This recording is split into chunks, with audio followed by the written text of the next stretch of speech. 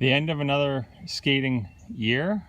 We're taking apart the rink and we're just deciding what worked well and what didn't work well. Last year we used the little spikes, and as you can see they barely come above the ground.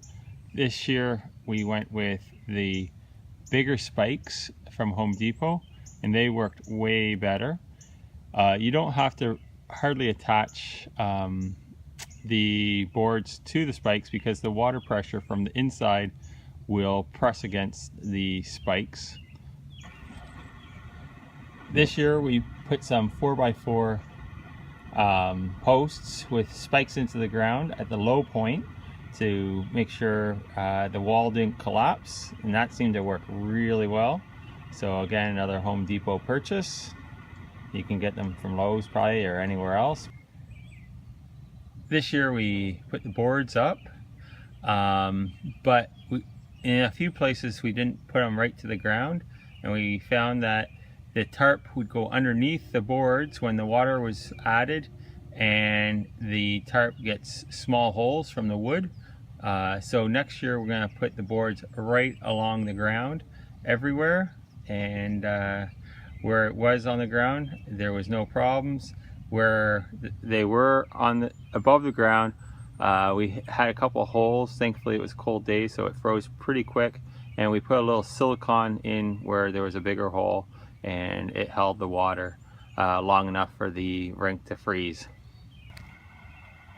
We went 2 boards high at the low point of the land, so we had little boards above the line or above the ice. So this year we're spray painting numbers on the inside of the boards.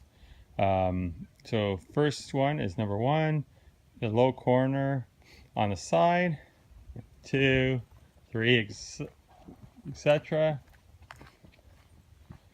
5 is the last board on the side, 6 is the first end board, 7, 8 is the first end board here, 9, 10, 11, 12 is just before the jaunt, 13 is the first corner, 14, 15 is the first end board here, 16 and 17 we're back to the beginning. When you're facing the boards, we're taking the screws off the left side only, and then we just have to screw them just one side back on all the boards. We started with board 17, we took that off first. Now we're going to take 16, 15, etc. We put 3 skids down so the boards won't get wet from groundwater. Then we put the outer boards below, then the side boards on top, and the last board to go on is the bottom, and number 1 and 2 are at the top. We cut the tarp into 3 pieces.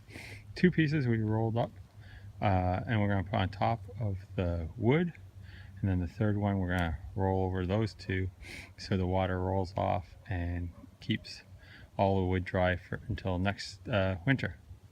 I put the tarp over all the boards, and now they should be dry for the summer and ready for next winter.